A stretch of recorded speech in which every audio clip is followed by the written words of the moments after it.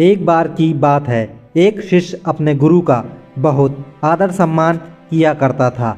गुरु भी अपने शिष्य से बहुत स्नेह करते थे, लेकिन वह शिष्य अपने अध्ययन के प्रति आलसी और स्वभाव से दीर्घसूत्री था। सदा काम से दूर भागने की कोशिश किया करता था और आज के काम को कल के लिए छोड़ दिया करता था। अब गुरुजी कुछ चिंतित रहने लगे कि कहीं उसका ये शिष्य अपने जीवन संग्राम में पराजित न हो जाए। आलस्य में व्यक्ति को आकर्मणीय बनाने की पूरी सामर्थ्य होती है। ऐसा व्यक्ति बिना परिश्रम के ही फलोपभोग की कामना करता है।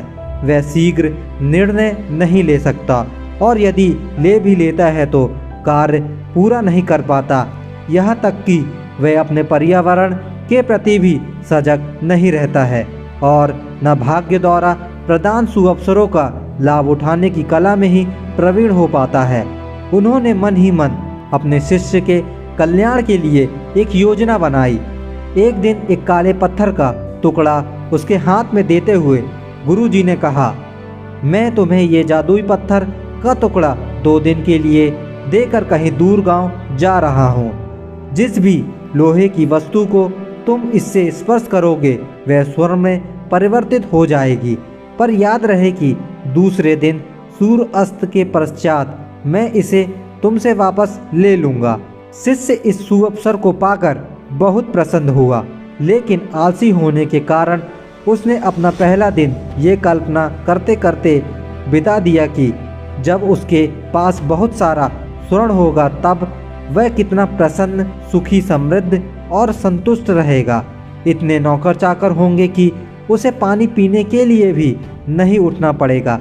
फिर दूसरे दिन जब वह प्रातःकाल जागा, उसे अच्छी तरह से स्मरण था कि आज स्वर्ण पाने का दूसरा और अंतिम दिन है। उसने मन में पक्का विचार किया कि आज वह गुरुजी द्वारा दिए गए काले पत्थर का लाभ जरूर उठाएगा। उसने निश्चय किया कि वो बाजार से लोहे के बड़े बड़े सामान खरीद कर लाएगा और उन्हें स्वर्ण में परिवर्तित कर देगा। दिन बीतता गया, पर वह इसी सोच में बैठा रहा कि अभी तो बहुत समय है, कभी भी बाजार जाकर सामान लेता आएगा। उसने सोचा कि अब तो दोपहर का भोजन करने के पश्चात ही सामान लेने निकलूँगा। परंतु भोजन करने के बाद उसे विश्राम करने की आदत थी और उसने मेहनत करने के बजाय थोड़ी देर आराम करने का उचित समझा। पर आलस से परिपूर्ण उसका शरीर नींद की गहराइयों में खो गया और जब वह उठा तो सूर्य अस्त होने को था। अब वह जल्दी जल्दी बाजार की तरफ भागने लगा, पर रास्ते में ही उसे गुरुजी मिल गए। उनको देखते ही वह उनके चरणों में गिरकर उस जादुई पत्थर को एक दिन और अपने पास रखने के लिए याचना करने लगा, लेकिन गुरुजी नहीं माने और उस शिष्य का धनी होने का सपना चूर चूर हो गया।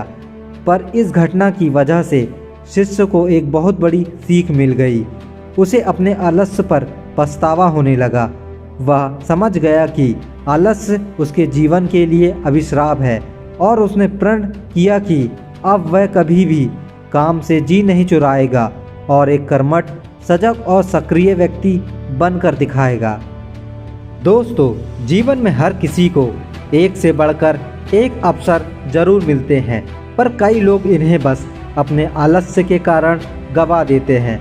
इसीलिए मैं यही कहना चाहूँगा कि यदि आप सफल, सुखी और धनी बनना चाहते हैं तो आलस्य को त्याग दें और अपने जीवन में अच्छे गुणों को विकसित कीजिए। और जब कभी आपके मन में किसी आवश्यक काम को टालने का विचार आए तो स्वयं से एक प्रश्न कीजिए, आज ही क्यों नहीं।